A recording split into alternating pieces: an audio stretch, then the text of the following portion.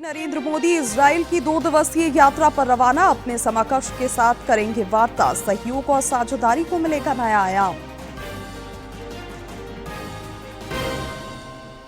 विधानसभा के बजट सत्र के छठे दिन सदन में विकास और लोकहित की गूंज। भोजन अवकाश के बाद बजट पर विभागवार होगी चर्चा।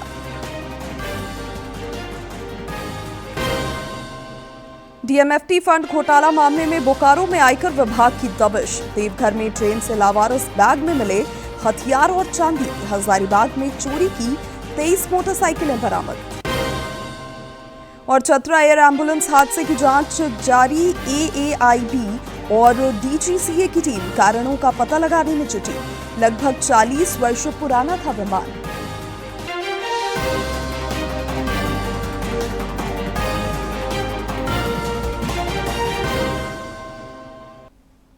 नमस्कार, खबरें झारखंड में आपका स्वागत है। मैं हूं शिवानी कुमारी और अब समाचार विस्तार से। प्रधानमंत्री नरेंद्र मोदी इजराइल की 2 दिवसीय यात्रा पर आज रवाना हुए।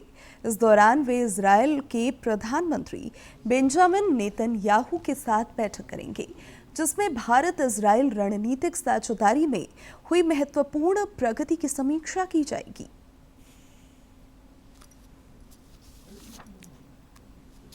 प्रतिबद्धता आगे बढ़ाते हुए प्रधानमंत्री नरेंद्र मोदी इजराइल का 2 दिवसीय दौरा करेंगे। यह दौरा इजराइल के पीएम बेंजामिन नेतन्याहू के निमंत्रण पर हो रहा है। पीएम और इजराइल के उनके समकक्ष की बैठक में द्विपक्षीय सहयोग में विस्तार पर चर्चा होगी। इनमें विज्ञान और प्रौद्योगिकी, नवाचार, रक्षा और सुरक्षा, कृषि, जल प्रबंधन, व्यापार और अर्थव्यवस्था जैसे क्षेत्र शामिल हैं। स्ट्रेटेजिक पार्टनर्स हैं, दोनों के दोनों स्ट्रेटेजिक, इंडिया और इजराइल। और ये दोनों के दोनों बड़े नेचुरल अलाइज भी हैं, बड़े ट्रू फ्रेंड्स भी हैं। और ट्रू फ्रेंड्स वही होते हैं जो क्राइसिस और डिफिकल्ट टाइम में एक दूसरे के साथ खड़े होते हैं, एक दूसरे की मदद करते हैं। जब भी कोई टेररिज्म का अटैक होता है तो हमारे साथ इजराइल इंडिया के साथ हमेशा खड़ा देखा है, चाहे वो किसी भी कोऑपरेशन की बात हो, किसी भी स्टेटमेंट की बात हो, कैसे भी। तो ये दोनों के दोनों देश आपस में क्राइसिस के टाइम में एक साथ खड़े होते हैं। प्रधानमंत्री इजराइल की संसद को भी संबोधित करेंगे। पीएम को विश्व भर के देश अपनी संसद को संबोधित करने के लिए आमंत्रित करते रहे हैं।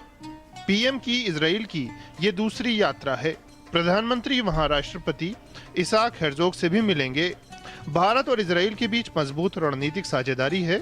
पीएम की यात्रा से इन रिश्तों को नई ऊर्जा मिलने और सहयोग के नए द्वार खुलने की संभावना है।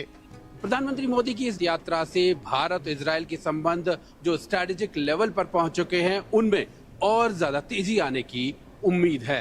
कैमरामैन जयशंकर के साथ Sudhir Yadav, DD news, Jerusalem, Israel. Budget सत्र का आज छठा दिन है। प्रश्नकाल के दौरान सदन में विकास और लोकहित की गूंज रही। सदस्यों ने सवाल पूछे, जिनका मंत्रियों ने जवाब दिया। भोजन अवकाश के बाद बजट पर चर्चा होगी। गौरतलब है कि कल राज्य के वित्त मंत्री राधाकृष्ण किशोर ने करीब 1,59,000 करोड़ रुपए का वार्षिक बजट पेश किया था।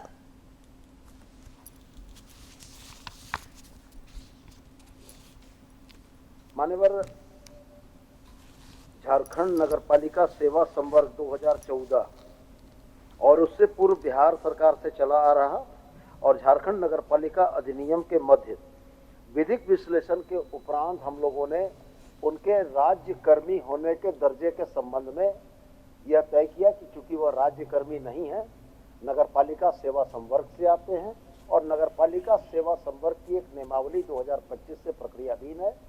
और मैं माननीय सदस्य को यह आश्वस्त करना चाहता हूं कि इस नियमावली का गठन जल्दी से जल्दी करते हुए उनकी आ रही वेतन विसंगतियों का हम लोग निराकरण करने का प्रयास करें।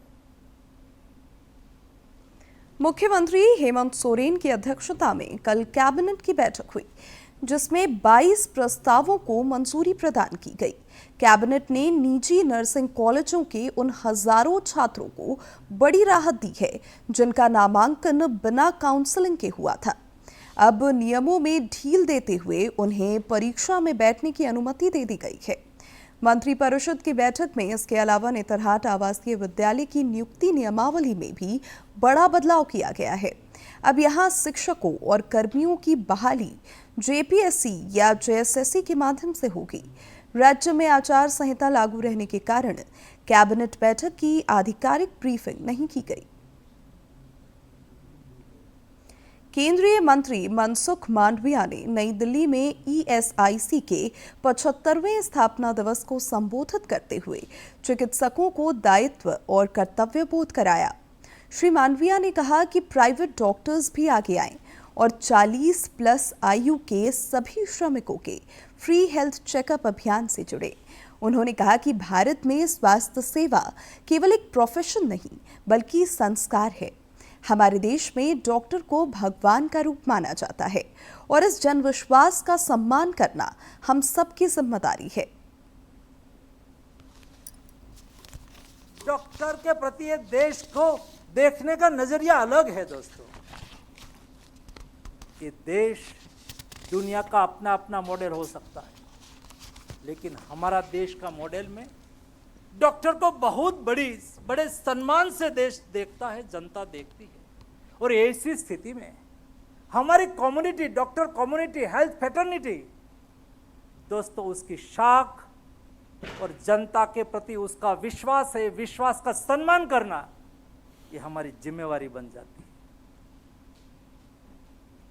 पूर्व मुख्यमंत्री चंपाई सोरेन के पोते और बाबूलाल सोरेन के 19 वर्षीय बेटे वीर सोरेन की हिमाचल प्रदेश में संदिग्ध परिस्थितियों में मौत की खबर है। इस पीड़ादायक खबर से सभी मर्माहत हैं। चंपाई सोरेन हिमाचल प्रदेश के लिए रवाना हो चुके हैं। परिवार में इस खबर से शोक की लहर है। बताया जा रहा है कि वीर सोरेन अपने दोस्तों के साथ कुल्लू मनाली घूमने गए थे। वहां स्कीइंग करने के बाद उनकी तबीयत अचानक बिगड़ गई। तुरंत उन्हें नजदीकी अस्पताल ले जाया गया, लेकिन डॉक्टरों ने इलाज के दौरान उन्हें मृत घोषित कर दिया। निकाय चुनाव की मतगणना 27 फरवरी को होगी, जिसके लिए प्रशासनिक तैयारियां जोरों पर हैं। राज्य के 48 निकाय क्षेत्रों में 23 फरवरी को मतदान हुआ था, जिस दौरान 62% से अधिक लोगों ने अपने मताधिकार का उपयोग किया। राज्य निर्वाचन आयोग अब मतगणना की तैयारियों में जुट गया है। इधर मतगणना से पहले उम्मीदवारों के दिल की धड़कनें तेज हैं। आरोप प्रत्यारोप भी बढ़ता जा रहा है। रांची से मेयर पद की भाजपा समर्थित उम्मीदवार रोशनी खलको ने सोशल मीडिया पोस्ट के जरिए निष्पक्ष मतगणना पर जोर दिया है। उन्होंने स्ट्रांग रूम की व्यवस्थाओं पर सवाल उठाए हैं कि आज लगातार 5:20 से जो ये कैमरा बंद हुए थे और लाइव नहीं चलाया जा रहा था, बल्कि उसका रिकॉर्डिंग यहाँ चल रहा था। यहाँ पर आप लोगों को थोड़ी देर पहले मैंने लाइव आकर के दिखाया था आपको कि 17:30 हुआ था। लगभग 5:30 बजे से ये कैमरा बंद थे और उसे बहुत जद्दोजहद के साथ और लगातार हम लोग विरोध कर रहे हैं। उसके बाद अभी लाइव ये लोग शुरू किया है। देखिए 10 बजने जा रहे हैं और मैं आपको बता दूं इतने देर में ये लोग क्या किया है, अंदर की क्या चीजें इधर उधर हुई है, उथल पुथल हुई है, कुछ हम लोग को जानकारी नहीं है भैया। और मैं आपको एक बात और बतला दूं, बहुत सारे वार्ड इसमें आपको दिखाई दे रहे होंगे डबलिंग 11 से 12 और 17 से 18 आपको डबल दिखाई दे रहा है। लेकिन वार्ड नंबर 25 से लेकर के 47 वार्ड तक का कोई भी स्क्रीन में हम लोगों को यहाँ 3 स्क्रीन लगे हुए हैं, कहीं भी कुछ भी चीज नजर नहीं आ रहा है। तो अंदर में क्या खेला जा रहा है समझ में नहीं आ रहा, और कहीं ना कहीं मुझे इसमें साजिश की बू आ रही है। राष्ट्रपति 26 फरवरी को राज्य के 1 दिवसीय दौरे पर आएंगी। जमशेदपुर में वे विभिन्न कार्यक्रमों में शिरकत करेंगी, जिसको लेकर तैयारियां जोरों पर हैं। राष्ट्रपति यहां मेरिन ड्राइव कदमा में Shri Jagannath spiritual and cultural charitable centre का दौरा करेंगी।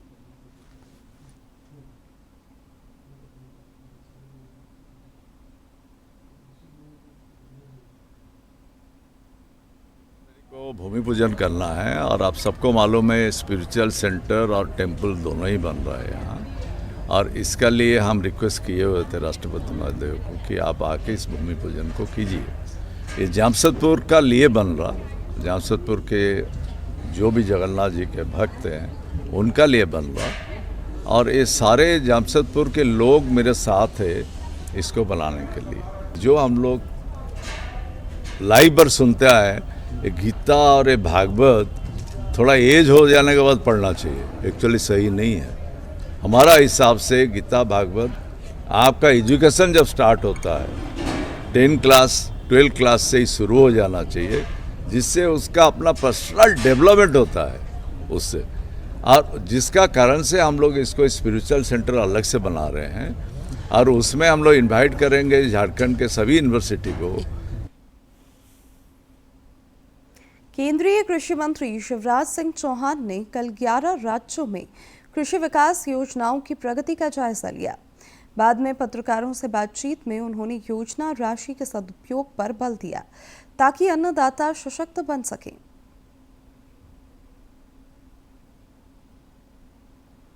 इसलिए समय पर जो राशि केंद्र सरकार के द्वारा इन दोनों योजनाओं में दी गई है वो ठीक से खर्च हो जाए और उसका बेहतर उपयोग किसानों के हित में हो सके, इसलिए राज्यवार और योजनावार भी, क्योंकि दोनों योजनाओं में मिला के दोनों कृषि उन्नति और आरकेवीवाई में मिला के 18 योजनाएं चलती है, उनकी प्रगति की समीक्षा करके मैंने आग्रह किया है कि पैसा ठीक ढंग से लेकिन तेजी से खर्च करें ताकि 31 मार्च तक सारी राशि खर्च करके हम किसानों का कल्याण कर सकें, उनके हित में काम कर सकें।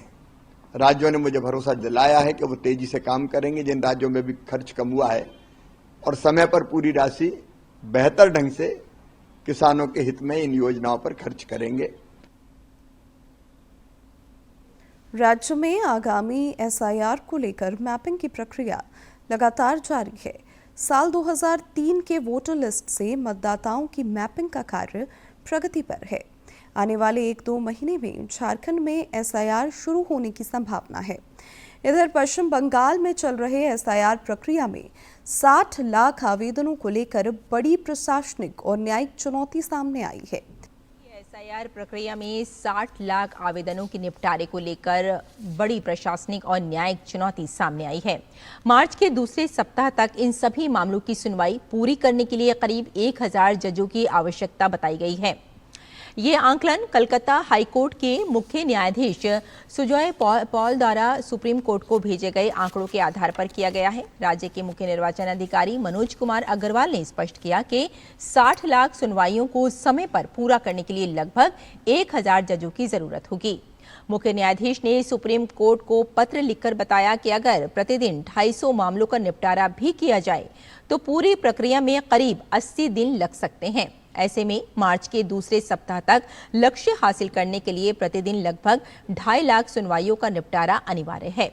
सुप्रीम कोर्ट ने मंगलवार को निर्देश दिया कि इस प्रक्रिया में जिला जजों, अतिरिक्त जिला जजों, सेवानिवृत्त जजों के साथ साथ सिविल जजों को भी शामिल किया जाए। अदालत ने यह भी कहा कि जरूरत पड़ने पर ओडिशा और झारखंड के न्यायाधीशों की सेवाएं भी ली जा सकती हैं। हालांकि राज्य सरकार ने इस पर आपत्ति जताई, लेकिन मुख्य न्यायाधीश सूर्यकांत की अध्यक्षता वाली पीठ ने इसे खारिज कर दिया। उधर कलकत्ता हाईकोर्ट ने भी तत्परता दिखाते हुए जिला और अतिरिक्त जिला जजों के बाद अब सिविल कोर्ट के न्यायाधीशों की छुट्टियां रद्द कर दी हैं ताकि समय सीमा के भीतर प्रक्रिया पूरी की जा सके। केंद्रीय स्वास्थ्य मंत्री जेपी नड्डा ने चिकित्सा विज्ञान के क्षेत्र में एआई के महत्व को रेखांकित किया है। दिल्ली में एक कार्यक्रम को संबोधित करते हुए उन्होंने कहा कि टीबी उन्मूलन अभियान में भी एआई से काफी मदद मिल रही है। अब हम लोगों ने क्या किया है कि हमने आयुष्मान आरोग्य मंदिर में ट्यूबरक्लोसिस की स्क्रीनिंग रखी है एट द एज ऑफ 30, और यह screening AI enabled x-ray hand held machine से कर रहे हैं। वो एक्सरे ही बता देता है कि this person needs further investigation and this person is normal, he does not need investigation for tuberculosis. इसलिए हमारी ट्यूबरक्लोसिस की रजिस्ट्रेशन भी बढ़ी है, लेकिन हमारे ट्यूबरक्लोसिस का डिक्लाइन भी फास्टर है ग्लोबल डिक्लाइन से। हमारा डिक्लाइन 17% है और देश का और ग्लोबल डिक्लाइन 7% है। यह भी हमको ध्यान में रखना चाहिए। तो इस तरीके से काम हो रहा है। केंद्र सरकार एआई के माध्यम से नवाचार को बढ़ावा दे रही है। इंडिया एआई इम्पैक्ट समिट में आईआईएम रांची की भी भागीदारी रही। आईआईएम रांची में एआई आधारित प्रशिक्षण से विद्यार्थियों और शोधार्थियों को नई तकनीक से जोड़ा जा रहा है।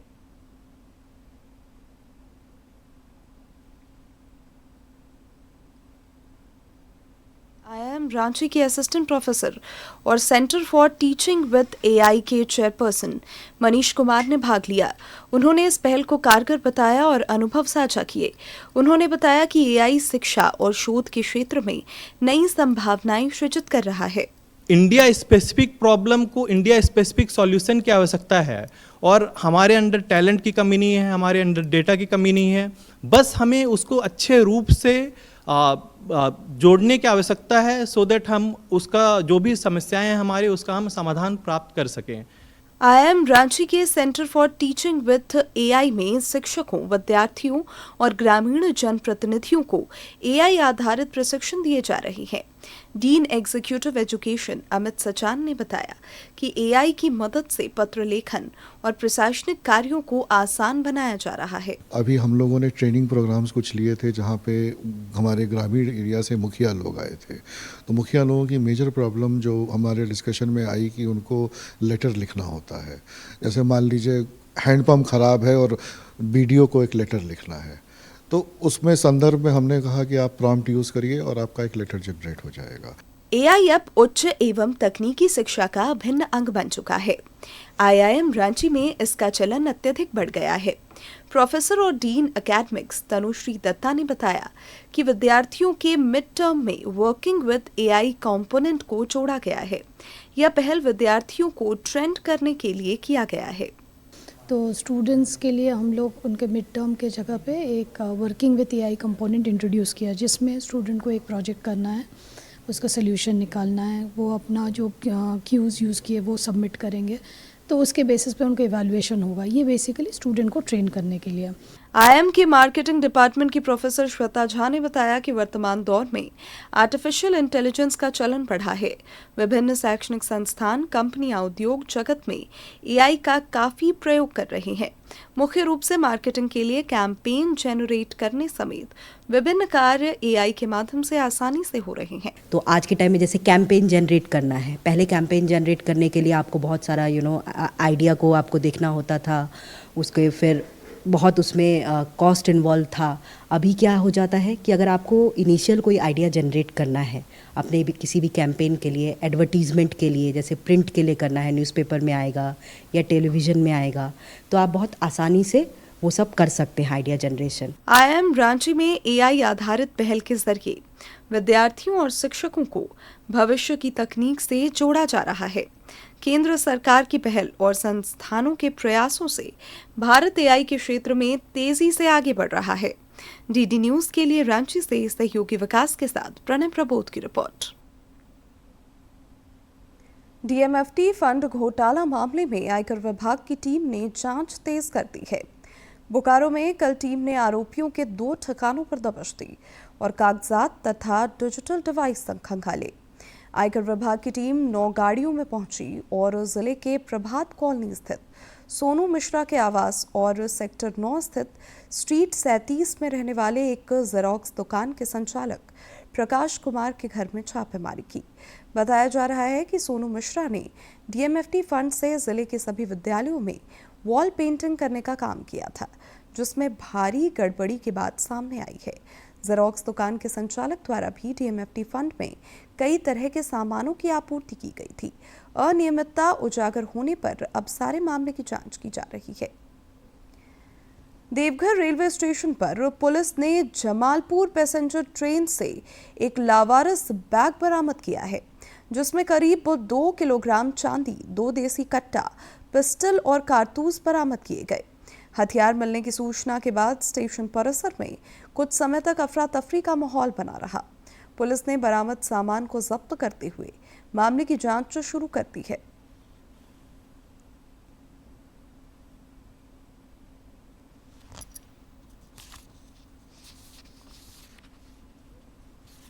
हजारीबाग में पुलिस ने बड़का गांव थाना क्षेत्र में बाइक चोर गिरोह का पर्दाफाश किया है। इस मामले में एक चोर पकड़ा गया है। पुलिस ने छापामारी कर चोरी की 23 मोटरसाइकिलें बरामद की हैं। एसपी अमित कुमार ने बताया कि इस चोर गिरोह में शामिल अन्य सदस्यों की गिरफ्तारी के लिए एसआईटी की टीम लगातार छापेमारी कर रही है।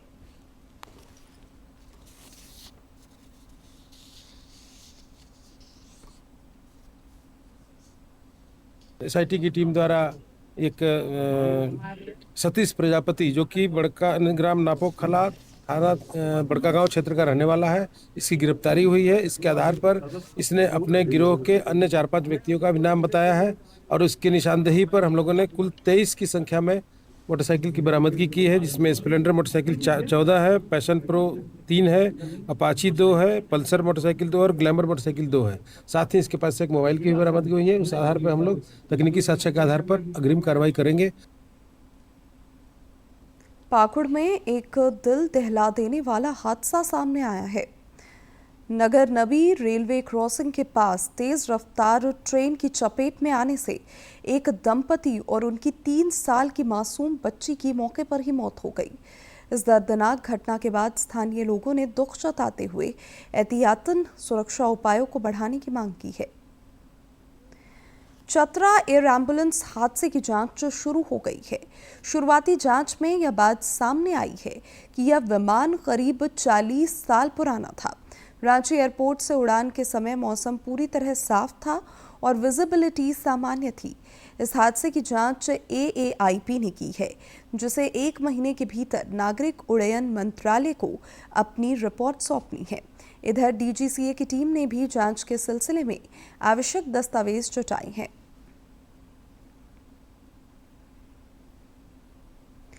पूर्वी सिंहभूम के घाटशिला में नुक्कड़ नाटक के माध्यम से मिर्गी रोग के प्रति जन जागरूकता अभियान चलाया गया। बिल्कुल सही, हमारे जैसा इंसान है, पढ़ सकता है, इसको भी छू सकता है। इसीलिए तो सुनो जी, सुनो जी, सुनो जी,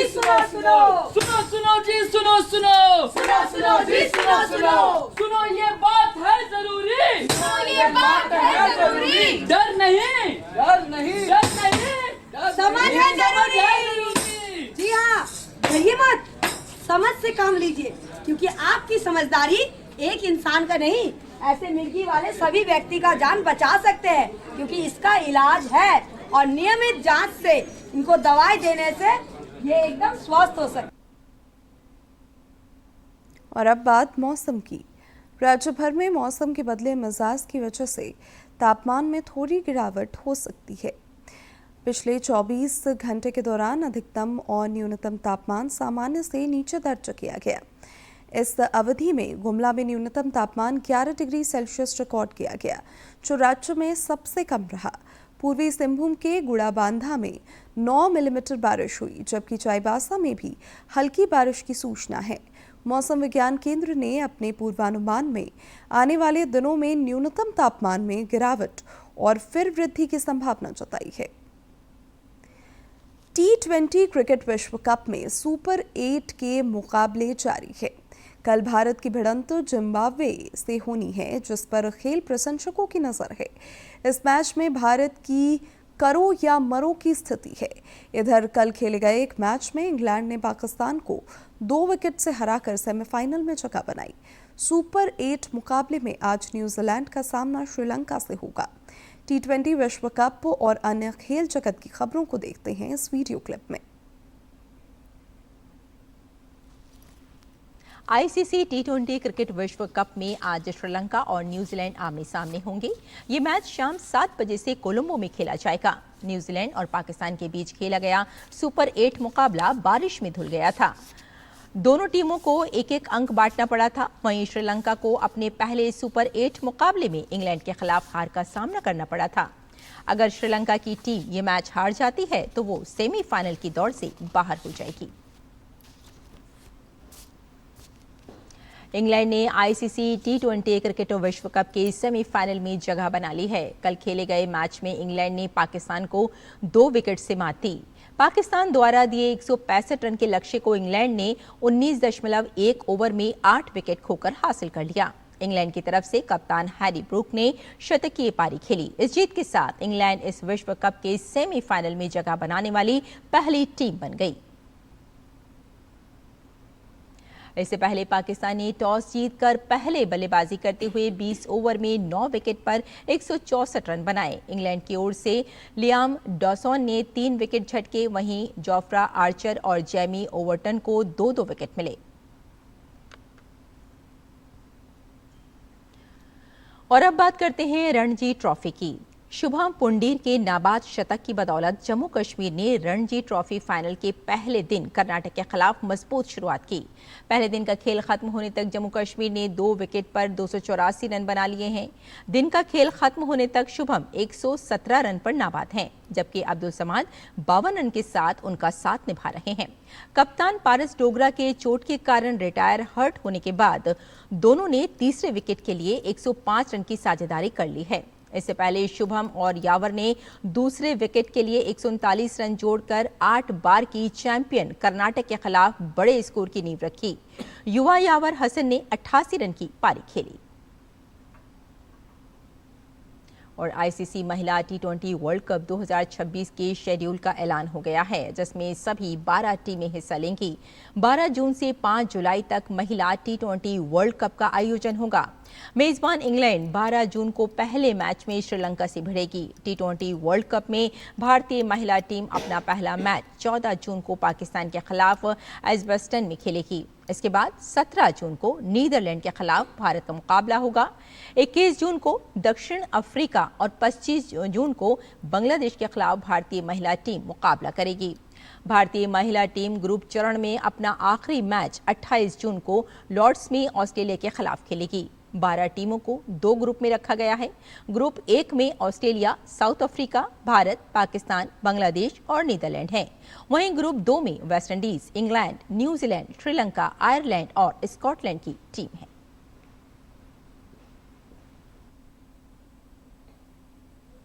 और अब नजर डालते हैं दिल्ली में ट्यूलिप की प्रदर्शनी पर।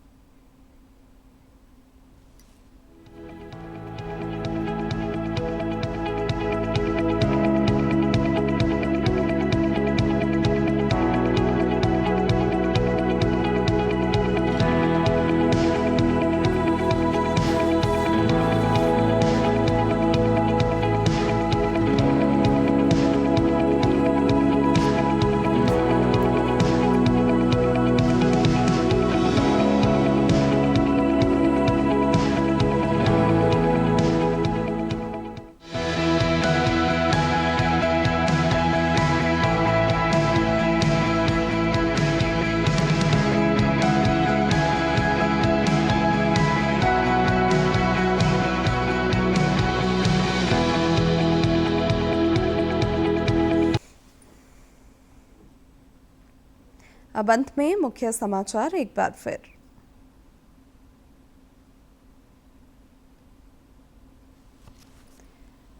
प्रधानमंत्री नरेंद्र मोदी इजरायल की 2 दिवसीय यात्रा पर रवाना। अपने समकक्ष के साथ करेंगे वार्ता।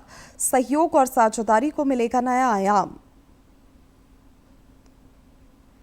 विधानसभा के बजट सत्र के 6ठे दिन सदन में विकास और लोकहित की गूंज। भोजनावकाश के बाद बजट पर विभागवार होगी चर्चा।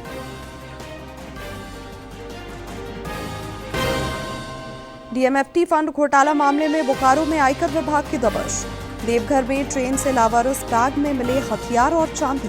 हजारीबाग में चोरी की 23 मोटरसाइकिलें बरामद। और चतरा एयर एम्बुलेंस हादसे की जांच जारी। एएआईबी और डीजीसीए की टीम कारणों का पता लगाने में जुटी। लगभग 40 वर्ष पुराना था विमान।